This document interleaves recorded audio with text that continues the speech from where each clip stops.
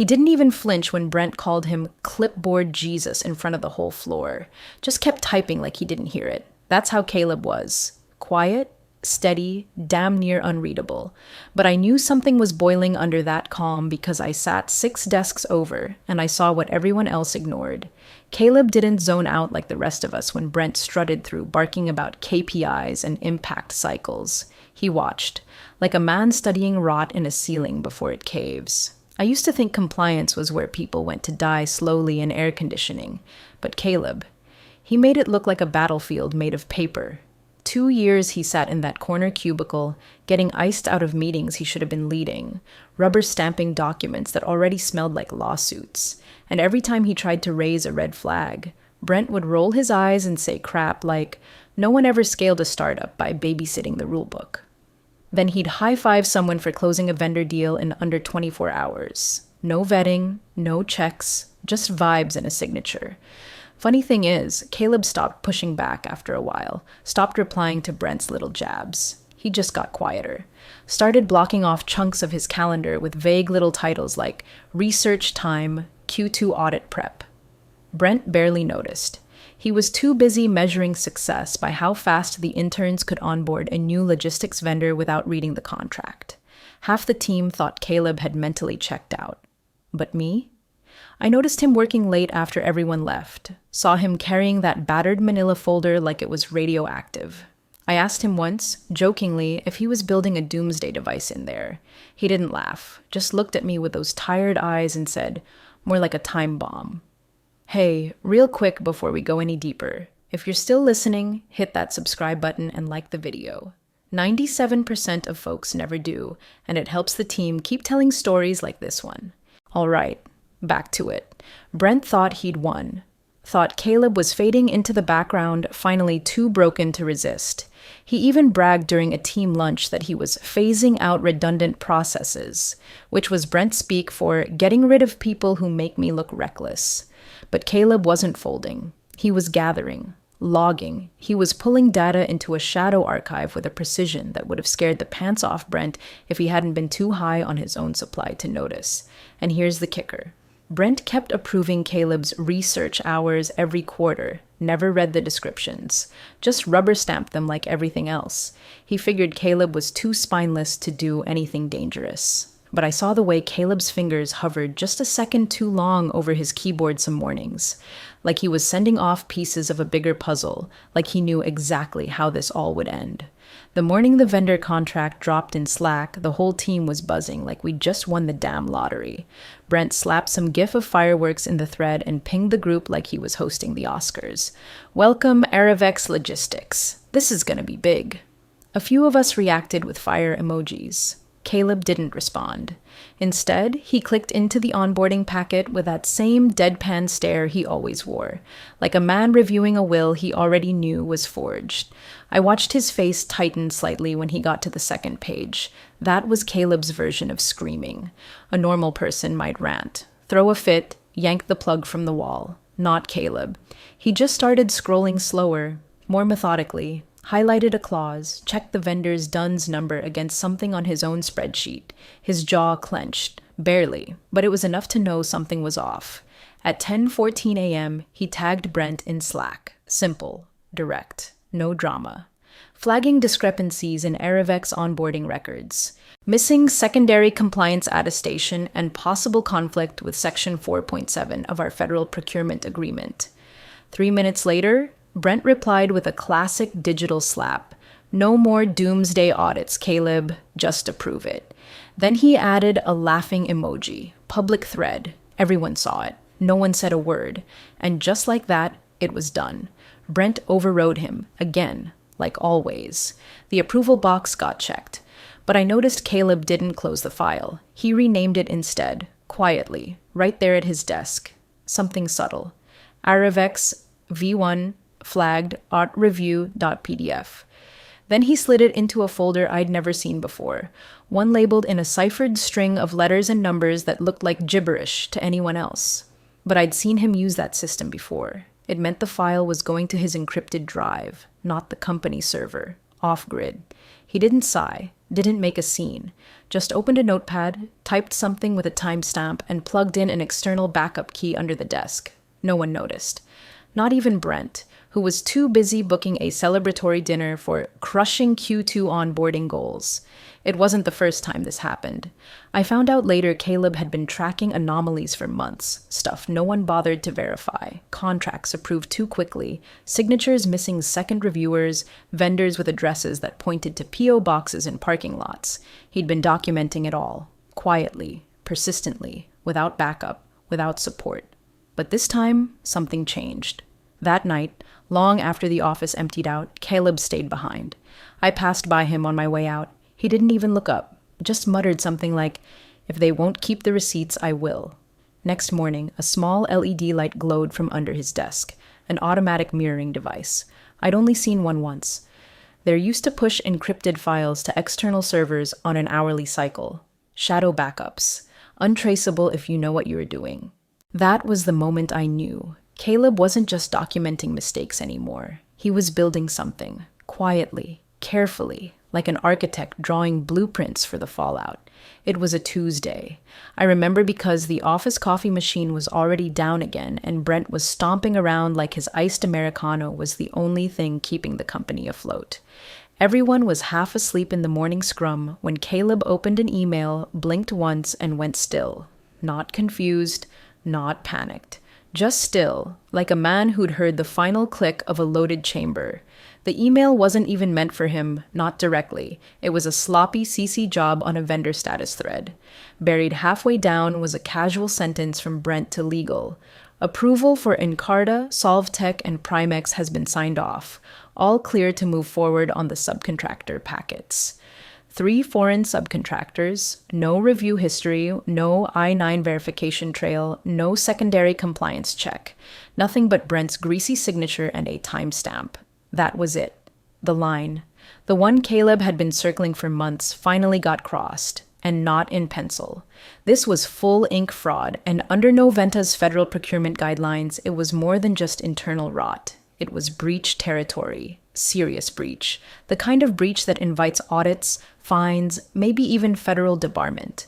And there it was, dangling like a worm on a hook in a thread no one expected him to read. Caleb didn't say a word, didn't send a reply. He just clicked out of the window, opened his quarterly goal sheet, and added a new line item under his research objectives. Process vulnerability mapping, Q3 initiation. Brent approved it an hour later without reading a damn word. From that moment on, Caleb shifted. No more flags, no more warnings, no more trying to shake the tree from the inside. He stopped caring if anyone saw what he was doing, because no one ever looked close enough to know. He built a sandbox directory on his secure drive, titled everything with neutral corporate jargon, and started pulling data. Not just Encarta, Solvtech, and Primex. He began cross-referencing every subcontractor approval in the last 14 months against internal I-9 logs and external vendor clearance records.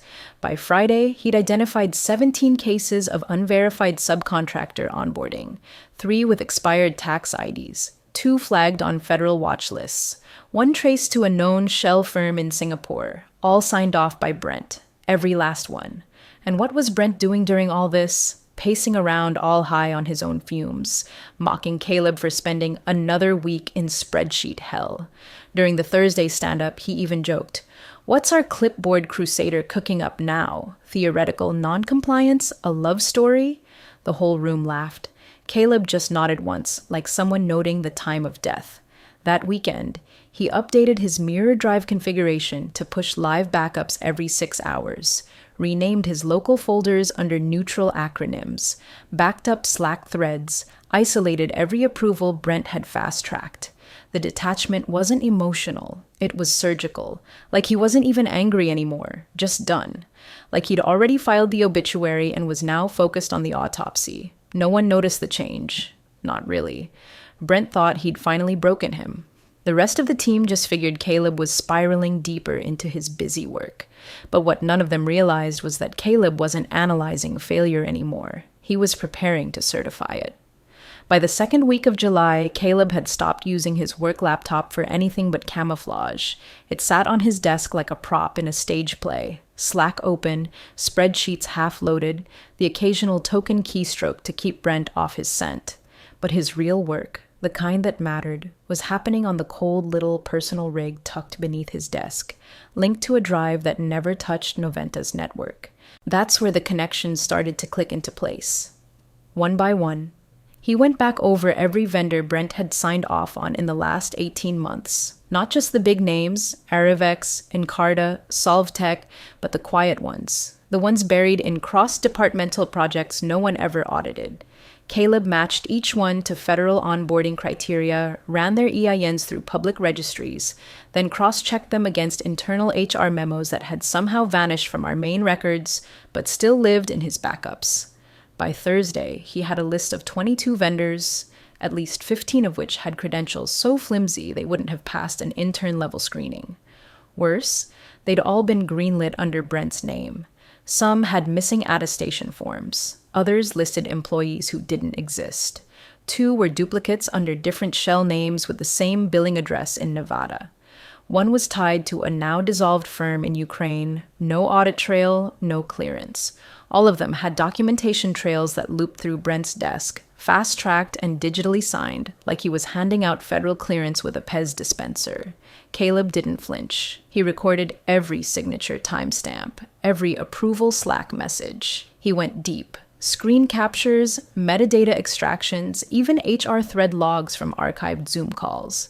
He reached out to his old contact at the Federal Vendor Integrity Office, a guy named Rex, who owed him a favor from a 2020 certification fire drill. Didn't even ask for anything big. Just asked Rex if the names Solvtech or Primex Solutions sounded familiar. Rex's reply came 6 hours later. "We've got both flagged for pending review. Who's your contact there?" Caleb didn't answer. He just closed the message and locked the archive. That's when Brent showed up, storming across the floor with his usual hurricane energy, holding a printout and shaking it like it owed him rent. He slammed it onto Caleb's desk and sneered. "You missed the UX sprint deadline. We needed that mock-up yesterday." Caleb looked up calmly. No guilt, no reaction. "I'm not on that sprint," he said flatly. Brent scoffed. "You're not on anything lately, unless it's another one of your theory rabbit holes. God forbid you contribute to something useful." Caleb just stared, not angry, not rattled, just finished. "I won't be signing off on failures anymore," he said, almost too quiet to hear. Brent didn't respond. He just laughed, turned around and barked something about dead weight dragging velocity, walked away before anyone could ask what that meant. But I saw it. I saw the way Caleb minimized his screen just enough to hide the spreadsheet labeled B. Caraway Approvals, chain.pdf, and clicked the file into his final submission folder. At that point, he wasn't digging anymore. He was readying an exhibit. He had everything he needed. Vendor IDs, audit trails, screenshots, timestamps, Slack receipts, a breadcrumb trail leading directly to Brent's keyboard. And the scariest part? He was calm. Like a man who's already packed the car before lighting the match. Brent came in hot that Monday, reeking of bourbon breath and half-baked confidence, sleeves rolled up like he thought we were going to war and he was the general. His face was already flushed before the Zoom even connected. I'd seen that look before. Brent only stormed in like that when someone threatened his narrative. And lately, Caleb's refusal to play along had been screwing with the script. The sync started like any other. Bad camera angles, muted mics, awkward silences. Then Brent unmuted and went full theater. "All right, let's address the elephant in the room," he said, staring dead into his webcam like it owed him money. "Caleb." You could hear the breath leave the room. "You keep refusing assignments. You won't join sprints. You won't approve vendor documentation, all because of your so-called research." He spat the word like it had personally insulted his mother. "So here's your final update. You're fired." The silence that followed wasn't shock. It was precision. Caleb didn't blink, didn't flinch. He just leaned slightly forward into the camera, eyes steady, tone neutral. "The research matters." That was it. Then he clicked, and the screen went dark. Caleb logged off. Gone. Brent laughed, but it was forced now. A little too loud. "Good riddance," he said, waving his hands like he'd just exorcised a demon. "Maybe now we can get back to moving at actual speed." But the rest of us didn't say much. We just sat there in the thick, stale quiet of a call that had turned into a funeral without warning. Brent tried to steer the meeting back toward Q4 projections, but nobody was listening. Caleb's name still hung in the air like static. What Brent didn't know, what none of us knew at the time, was that Caleb had already moved. 48 hours earlier, while Brent was probably golfing or getting his teeth whitened, Caleb had submitted a full compliance dossier. Not to Brent. Not to legal, not even to HR. He'd sent it through an encrypted drop to the Office of Federal Contract Compliance Programs, along with a secondary copy to the Federal Procurement Authority named in our contract language. The one Brent never bothered to read. The report was airtight. Time-stamped sign-offs, unverified vendors, internal Slack threads, HR messages showing deliberate override of protocol. His name was on every page, small, typed at the bottom, prepared by Caleb Miles, internal compliance liaison. And attached at the end, just for good measure, were 3 emails from Brent, mocking, dismissive, and in one case literally saying, "Just click approve. The feds don't actually check this stuff." They were going to check it now, and Caleb knew it. That's why he didn't argue. That's why he didn't beg. He didn't need Brent to see the fire. He just needed him to walk into it. Caleb didn't answer his phone for the first few hours. Not because he was hiding, but because he was finally sleeping. The real kind. Sheets pulled tight, inbox silenced, nothing buzzing in his chest but the slow hum of exhale. He'd done it. Pulled the trigger. Sealed the file. Walked out clean. There's a kind of silence that comes only after a long war you didn't want to fight, but couldn't afford to lose. At 9:43 a.m., the confirmation arrived. A secure reply from OFCCP routed through the protected whistleblower channel read, "Report received. Review initiated. Please be available for verification within 24 hours." It wasn't dramatic. No sirens, no agents in suits.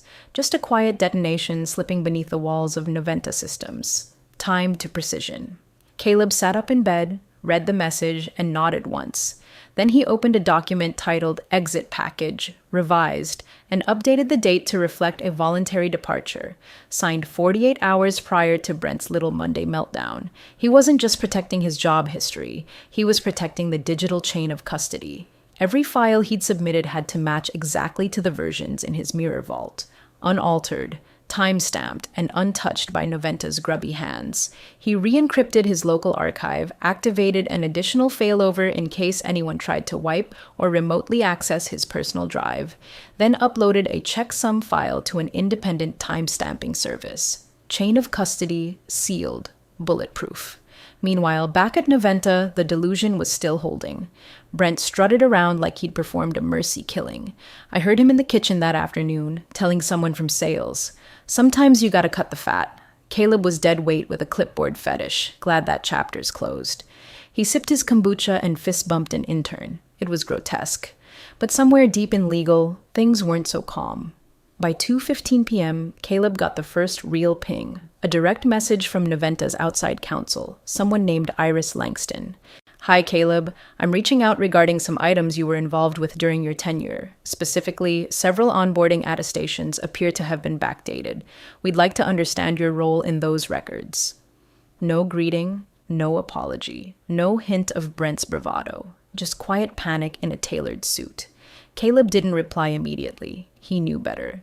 He opened a new document, copied the Slack messages from Brent instructing him to approve and backdate the packet so it doesn't hold up funding. Added metadata showing file edits from Brent's own user profile, then saved it all under Counsel Follow-Up, Phase 1. Not that he owed them anything, but he was meticulous. A man doesn't build a vault just to slam it shut and walk away. That night, I saw him one last time. We crossed paths at a gas station off Route 18. He was filling his tank, dressed casual for once, old flannel, ball cap, windbreaker zipped high. He nodded when he saw me like we were just two strangers who happened to know the same joke.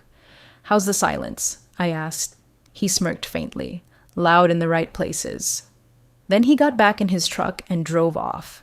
Noventa still hadn't issued a company-wide notice, no alert, no meetings, just another Tuesday with a hollow hum under the floorboards. But the fuse was lit. The paperwork was already moving. And Brent? Still smiling, still clueless, still standing dead center in the path of something built slowly, patiently, and with surgical intent. Something that couldn't be stopped. Not now, not anymore. It hit just before 9 a.m. on Thursday, quiet and clean like a sniper round through the glass. No warning, no leaks, just an official-looking envelope delivered by digital courier to the inboxes of Noventa's executive team, with a red header marked Urgent, Federal Enforcement Notice. Do not delay. I wasn't in the room when they opened it, but I was close enough to hear the air shift. You could feel it, like static before a thunderclap.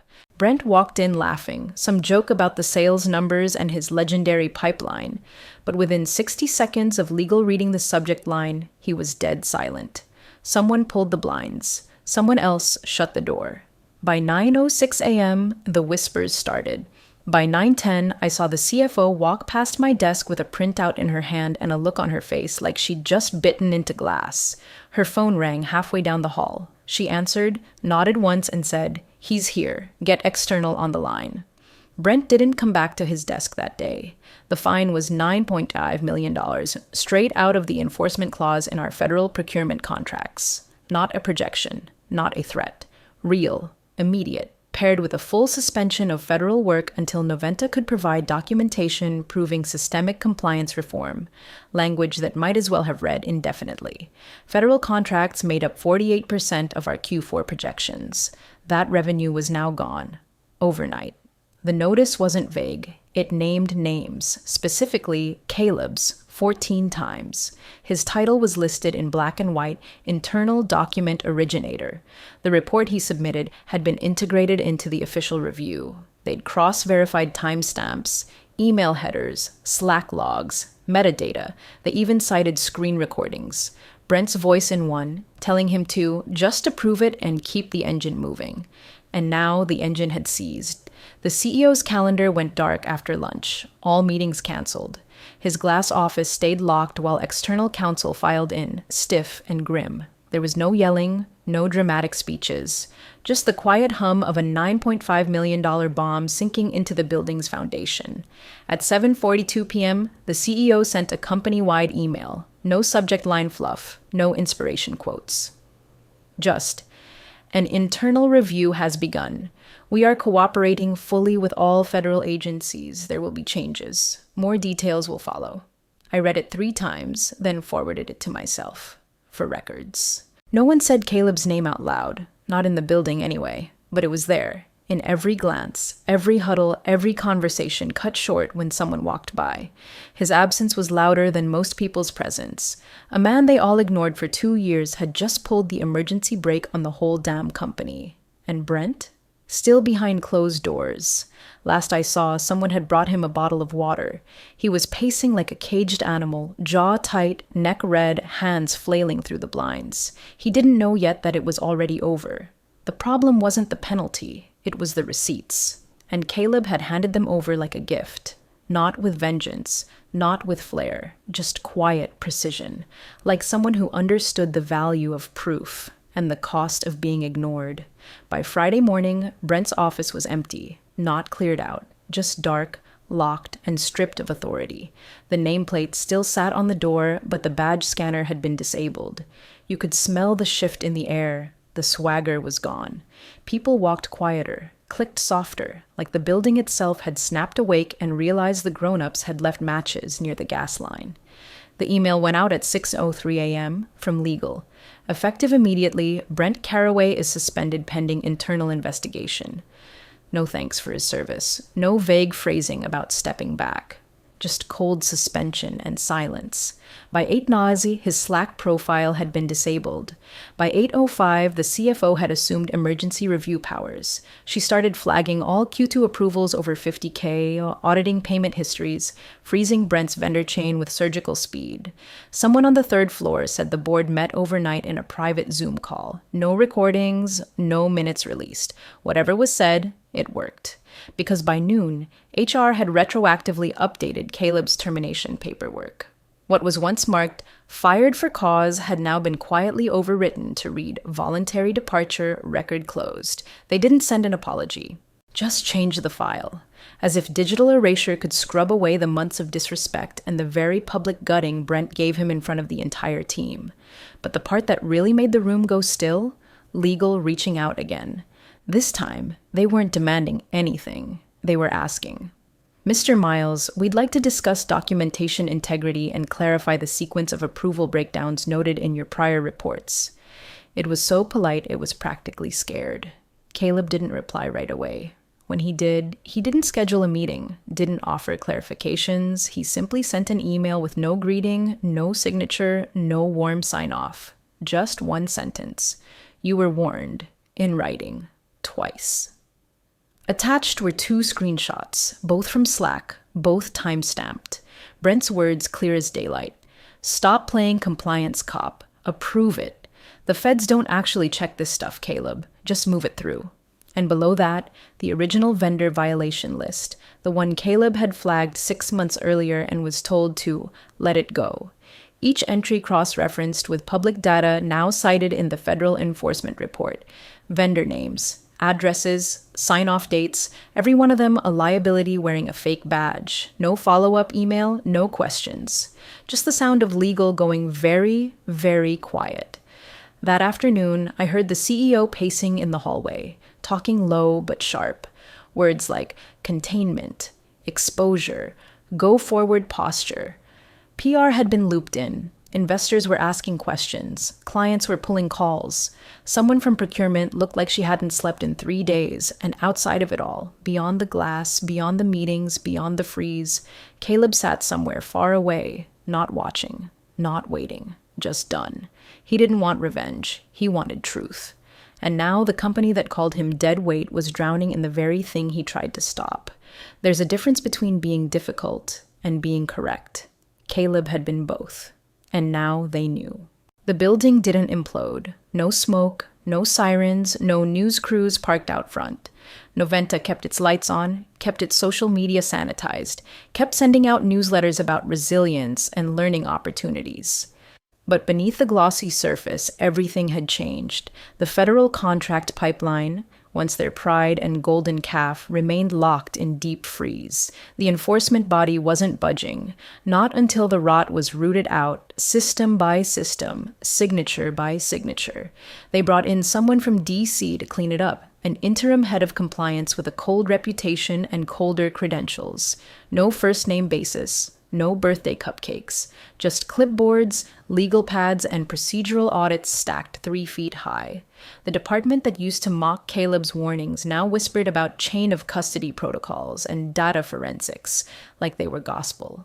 I saw the update on Brent's LinkedIn by accident, during lunch. His title had been changed from Director of Operations to Former Director Noventa Systems, that's all. No timeline, no explanation. Comments were disabled, but the view count had spiked. People were looking, watching, judging. I heard from someone in legal that he was being reviewed for personal liability exposure. Another rumor said he tried to pin the blame on an intern from HR. Didn't matter. The receipts Caleb left behind weren't just thorough. They were surgical. Brent could have tried 100 deflections and still drowned in the weight of his own arrogance. But Caleb? He didn't post anything, didn't issue statements, no blog posts, no victory laps, just disappeared into the quiet until the call came. It was a federal contractor group, mid-size, tight operations, deeply embedded in reform initiatives. They'd read the OFCCP enforcement report. They knew his name. The voice on the line was calm, respectful. We were impressed with your documentation strategy. Would you be open to consulting on systemic compliance reform? He didn't say yes, didn't say no, just listened. Asked one question about their chain of review, said he'd think about it, and when I asked him later why he hadn't responded right away, he just shrugged. Not sure I want to clean up someone else's mess again. But if they're serious about doing it right, maybe. That was Caleb.